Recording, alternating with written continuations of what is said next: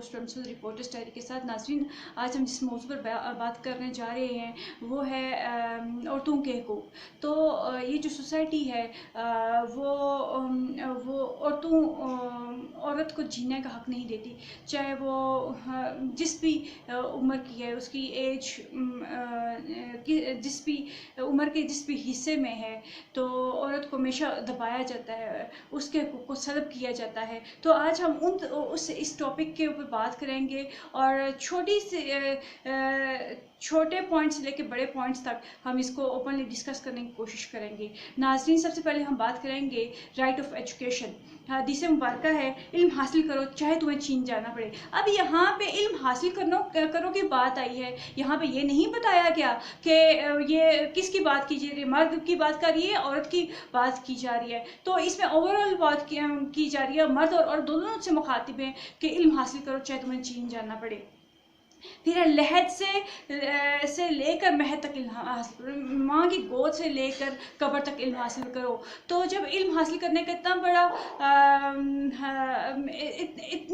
इतनी बड़ी बात की जा रही है कि चाहे माँ की कोख से लेके कब्र तक इल्म हासिल करो, तो ये क्या बहुत छोटी बात है जिसमें आपको कहा जा रहा है, आप इल्म की फजीलत पर जोर दिया जा रहा है। अब इसमें ये तो नहीं कहा गया कि सिर्फ मर्द इल्म हासिल करे, सिर्फ उसी को हक है कि वो जाके यूनिवर्सिटीज़ में पढ़ सके या कॉलेजेस में जाके तालीम हासिल कर सके। इसमें औरत को भी हक दिया गया है, दोनों जेंडर्स को हक दिया गया है, तो इसलिए जेंडर डिफरेंस ना किया करें। फिर इसके अलावा ये जो कहा जाता है जी औरत ख़राब हो जाएगी अगर बाहर घर से जाएगी और वो तालीम हासिल करने के लिए जाएगी, वो तो वो करेगी जो आपने उसको सिखाया है। तरबियत बड़ी मैटर करती है, आपने उसको जो सिखाया उसने वही करना है, जो माँ उसको सिखाती है वो उसने करना है, जो बाप उसको सिखाते हैं वो उसने करना है। ये तो आपके ऊपर मुनसर है, आपने बचपन से लेके उसकी अब तक तरबियत कैसे की है। तो बिहेवियर आपका बड़ा मैटर करता है, औरत के साथ जो आप सलूक करते हैं उसको थोड़ा सा बेटर करने की कोशिश करें। फिर है जी सेल्फ डिफेंस। अच्छा, जब औरत के साथ किसी ने ज्यादती की तो उसको बोलने का हक नहीं दिया जाता। इवन जो हमारी पुलिस है वो तक माशाल्लाह है, तो और सड़क पर चलने तक का आप हक नहीं देते हो। तो ये आपको किसने हक दिया कि जो चाहे आप उसके साथ करते फिरो?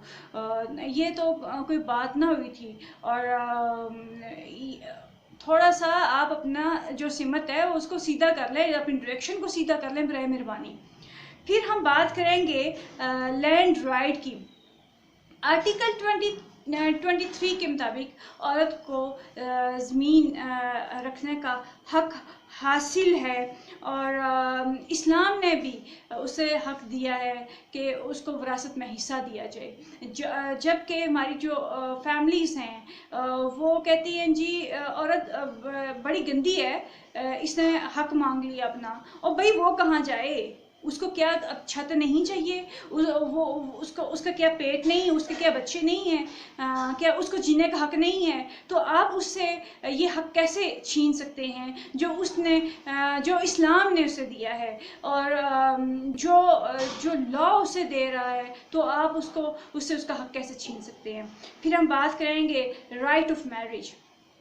अब लव मैरिज और अरेंज मैरिज की बात होती है, तो बहुत सारी फैमिलीज़ अगर मर्द पसंद की शादी करता है तो उसके ऊपर वो टॉन्ट नहीं करते, लेकिन अगर औरत इस चीज़ को करती है, शादी की बात करती है, तो उसके ऊपर टॉन्ट किया जाता है, उसको जबर का निशाना बनाया जाता है और जुल्म सितम उस पर किया जाता है। अब तो ये काफ़ी चीज़ें कम हो गई हैं, लेकिन स्टिल अभी ये चीज़ें एग्जिस्ट करती हैं। तो ये चीज़ें देखने के लिए है कि जब इस्लाम ने ये कहा कि अपनी बेटी से भी पूछ लो कि वो क्या चाहती है, उसकी राय मालूम की जाए, तो आप कौन होते हैं उसको रोकने वाले? इस्लाम ने औरत के साथ हुस्न सलूक करने के लिए कहा है।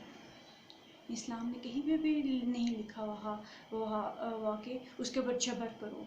और टू बी वेरी ऑनेस्ट, मैंने बहुत से फैमिलीज़ में देखा, वो अगर बेटी कमा रही है तो उस पैसे की खातिर उसकी शादी नहीं करते, क्योंकि वो अर्न कर रही है, उनका खिला पिला रही है, तो उसकी शादी नहीं होने दी जाती, और उसको सारी उम्र एक ساری عمر ایک پپٹ کی طرح یوز کیا جاتا ہے. تو یہ آخر کیوں کیا جاتا ہے؟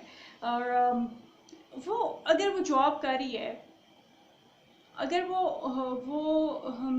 جاب کر رہی ہے اور ارن کر رہی ہے، اچھا ارن کر رہی ہے، اگر وہ آپ کو سپورٹ کر رہی ہے تو اس کا یہ مطلب تو نہیں آپ اس کی لائف سپوائل کر دیں اور اس کی زندگی کے ساتھ آپ کے ساتھ کھیلنا شروع کر دیں. تو یہ اچھی بات تو نہیں ہے. اور مجھے ایک بات آپ بتائیں، اگر وہ پسند کی شادی کرنا بھی چاہتی ہے تو اس میں حرج ہی کیا ہے؟ حضرت حدیجہ نے کیا حضرت محمد صلی اللہ علیہ وسلم کو شادی کا پیغام نہیں بھیجا تھا کہ وہ ایج ڈفرینس، انہوں نے یہ دیکھا تھا کہ ہمارے درمیان ایج ڈفرینس ہے، اور ایج ڈفرینس کو بھی بہت بڑا ایک موضوع بنایا جاتا ہے کہ بھائی اور لڑکی بڑی ہے، لیٹ سپوز اگر لڑکی بڑی ہے اور لڑکے کی عمر کم ہے تو اس کو بھی ایک سم ٹائمس اس چیز کو ٹارگٹ کیا جاتا ہے، بھائی لڑکی کی عمر کیوں اتنی زیادہ ہے، لڑکے کی عمر کم ہے. تو اس چیز کو بھی ذرا دیکھا جائے. ٹھیک ہے، پھر یہ age is only a number, اس سے زیادہ ایج کچھ بھی نہیں ہے. ٹھیک ہے، بات تو یہ ہوتی ہے کہ دونوں کے درمیان کتنی انڈرسٹینڈنگ ہے، وہ ایک دوسرے کے ساتھ اس رشتے کو کتنا نبھا سکتے ہیں، ان کے اندر کتنی ٹالرنس ہے اس رشتے کو نبھانے کی، وہ ایک دوسرے کے ساتھ سنسیئر کتنا ہے، وہ ایک دوسرے کے ساتھ چلنا چاہتے ہیں نہیں چلنا چاہتے ہیں. مینٹل انڈرسٹینڈنگ بڑی میٹر کرتی ہے. اوکے، لیٹ سپوز آپ نے عورت کی شادی نہیں ہونی تھی، بیٹی کی شادی، جیسے اب کاسٹ سسٹم ہے تو کہتے کہ جی ہم خاندان سے باہر رشتے نہیں دیتے یا نہیں کرتے. تو مجھے ایک آپ بات بتائیں، اگر آپ کے خاندان میں رشتہ نہیں ہے تو آپ ساری عمر اپنی بیٹی کو گھر بٹھائے رکھیں گے، تو اس کی فزیکل نیڈ کا کیا ہے؟ وہ کیا آپ لوگوں سے اپنا آ کے ذکر کرے گی کہ میری فزیکل نیڈ اتنی ہے؟ یا فزیکل نیڈ کے علاوہ بھی بات کریں تو اس کو اس بڑھاپے میں کون دیکھے گا؟ وہ بھی چاہتی ہے کہ اس کی ایک فیملی ہو، اس کی اولاد ہو، اس کے ساتھ ایک اچھا لائف پارٹنر ہو جس کے ساتھ وہ لائف سپینڈ کرے. تو یہ کہاں کا اصول ہے کہ آپ ایک اس چیز کو ٹارگٹ کرتے ہو کہ ہم بیٹی کا رشتہ اس لیے نہیں دیں گے کہ وہ آؤٹ آف کاسٹ ہے؟ یہ چیز غلط ہے، سراسر غلط ہے. پھر ہم بیٹیوں کے حقوق کی بات کرتے حضرت محمد صلی اللہ علیہ وسلم نے فرمایا، جس کسی نے 2 بیٹیوں کی پرورش کی یہاں تک کہ وہ بالغ ہو گئیں، شہادت اور درمیانی انگلی سے اشارہ کرتے ہوئے حضرت محمد صلی اللہ علیہ وسلم نے فرمایا، تو میں اور وہ اس طرح جنت میں داخل ہوں گے. تو اتنی بڑی بات کہتی، بیٹیوں کی تو اتنے حقوق ہیں جن کو آپ پورا نہیں کرتے. ایون جب بیٹی پیدا ہوتی ہے، پہلی بیٹی پیدا ہوتی ہے تو بس ٹھیک ہے جی ہوگی، اٹس اوکے. دوسری بیٹی پیدا ہوئی تو وویلا مچ جاتا ہے کہ دوسری بیٹی پیدا ہوئی.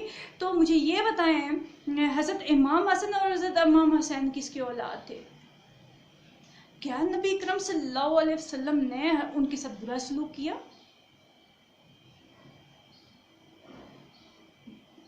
بیٹیوں کے حقوق کے معاملے میں